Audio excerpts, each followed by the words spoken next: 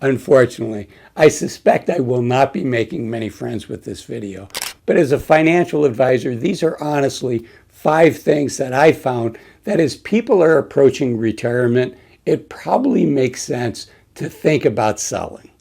And the first one is planes, trains, and automobiles, expensive toys. And why do I say expensive toys? You know, when we're working, we don't have a lot of free time. So if we've got a boat, if you've got your pilot license and you like flying, if you've got a four-wheeler that you like going out in the desert with, we don't have as much time to do things. So it's important that we make the most out of the time that we have. And I'm glad you're using your vacation and you've got these toys that you enjoy using. Over half of Americans don't even use their vacation. So that's the good thing. But as we get closer to retirement, you know, these are expensive to maintain, particularly if you've got an expensive car, if you've got a sports car. You know, you worked hard for 20, 30, 40 years, and you finally felt like, you know what, you could afford a expensive sports car. And I'm glad. I'm not telling you how to spend your money. I'm just giving you a heads up that as you look at your retirement budget, things like that may add an extra $1,000 a month, an extra $2,000 a month, an extra $3,000 a month, whatever it is for the maintenance and everything else that goes into maintaining that vehicle, that toy that you enjoy using. And you know what? $500 a month can make a difference in your retirement plan. So work with a professional, work with somebody that can help you budget things. But let me go through the list of 5 things and I'll come back to that concept. Okay, so that was the first one, the expensive toys. The next one, and there's going to be something here for everybody to dislike. So if you're married and you and your spouse are watching this, you're going to be nudging your spouse on one of them and your spouse will be nudging you on the other one. So the next one is expensive depreciating assets. And probably the biggest one I've already talked about, expensive toys. But probably the most common one for retirees, and again, this is going to be controversial, so here we go, I'll grab that third rail. But think about the RV. Recreational vehicles, the RV, and traveling around the United States. I want you to live your biggest adventures. I want you to pursue your dreams. The challenge with an RV is it's an expensive depreciating asset. So just like you've heard me say, just like with cars, you know, buying a new car versus buying a really good used car. I think it's the same thing with an RV. And if you do decide to buy a used car, or even not a used car, a used RV, or even a new RV, boy, be sure to have a pre-purchase done on it. Because there's some YouTube channels where people talk about RVs. And I just retired 6 months ago, so that's why I'm watching these videos, because that's part of my retirement plan as well.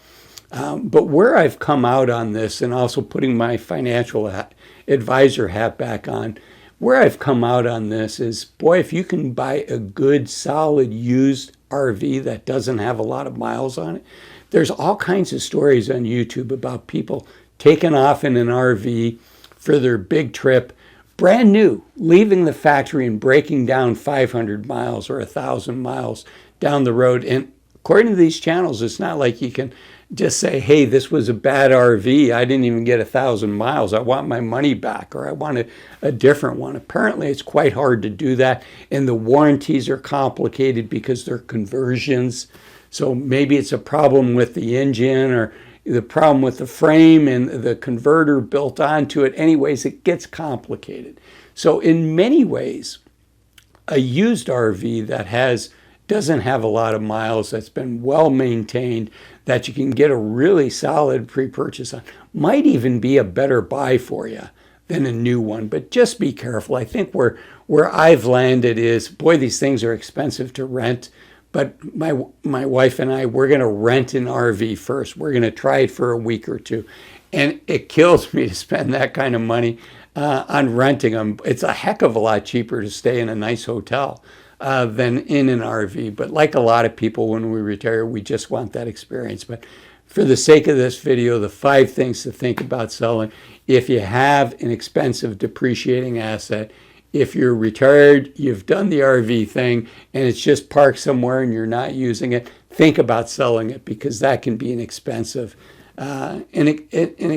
luxury. And we're going to get back to how this impacts your financial plan at the end. Okay, the next one is if you have a large home or a second home. Once the kids leave for college, if you have kids and then they're out on their own, do you really need that 3,000 square foot home or larger? Could you downsize to 2,000 square feet to 1,500 square feet? I'm not saying to do it, but owning a home that has a lot more rooms than what you need is really expensive, right? And in retirement, it's nice to own your house. But think about, the size of your house, the value of your house. First off, it's an illiquid asset, so you don't have that as money that you can spend in retirement. But a home is also expensive to maintain. And I don't know about you, but not only is it expensive to maintain, but it's getting harder to even find people to come to maintain that house. So, a smaller home that maybe has a lower value, so your property tax is lower. Hopefully your insurance on that home. Property insurance is just skyrocketing. We talked about expensive toys. We talked about depreciating assets. Boy, the insurance on those toys, on those products is really expensive. Same thing with your home. Same thing with your second home. So if the kids are gone and you can downsize and you don't need that size, what my wife and I do is we'll rent a place when friends come, and sometimes we'll even help offset the costs of that for our friends if we don't have a lot of room in our house. If it's a couple not coming with their kids, fine. But if it's a couple coming with 2 teenage kids, it's going to be pretty crowded in our house. So, we're likely to share with them, here's some nice Airbnbs nearby. Here's a reasonably priced hotel nearby. So just give some thought, because it's expensive to keep, to heat, to pay the electric bill, the air conditioning bill, the gas bill for a large home, the property taxes, the insurance, etc. Okay, enough said. Same thing with the second home. Why do you want a second home when you're retired? You can go to a lot of different places. Maybe you do, but maybe a better example than a second home, although, two of my rules for building wealth is one spouse in one house. And I say that kind of tongue in cheek. With the one house. Also, I say that tongue-in-cheek with the spouse too, wink, wink. But it is expensive to get divorced, right? And relationships, it takes a lifetime to build the kind of relationship that you can have with your spouse. But let me move on to the house thing. The one house, when you're retired, some people like to have that second home, but when you're retired, one of the nice things is you can go places for 2, 3, 4 weeks. You don't have to just go for a week. You don't have to go for just 5 days. So maybe instead of a second home, using an Airbnb or using another platform to find a nice place to stay as opposed to being locked in. And I think the classic example of that is item number 4 on this list, which is a timeshare. I think when you're working, a timeshare can be a good thing. Again, we don't have a lot of time. So making it easy to travel, making it easy to have a place that your family can gather. If your kids are grown, they have young children, when your grandkids are young, they don't have a really strong opinion on where they're going. But as they get older, the grandkids may not want to go to the same place. Your adult kids may not want to go to the same place as their kids get older, and it gets easier for them to travel. So another thing to think about, selling, they're hard to sell. But if time is on your side, think about selling it and try to sell it on your own. There's rules that have to be followed with timeshares. But frankly, if you sell it back to the timeshare, you're probably not going to do very well. But enough on that. I said that there were 5 things. I said that there was something controversial for everybody. And I also said we were going to come back to the financial plan. So let me skip over number 5 quickly. Number 5 is I want you to sell that attitude of I want to help my adult children as much as I can. They have loans to buy their first home. There's loans for them to go back to grad school. They're called student loans. The loan for their home is called a mortgage. But you know what they don't have loans for? They don't have loans for retirement. So if you can afford to help your kids and you want to do that and it doesn't put your retirement at jeopardy, great. It's your money, you worked hard for it.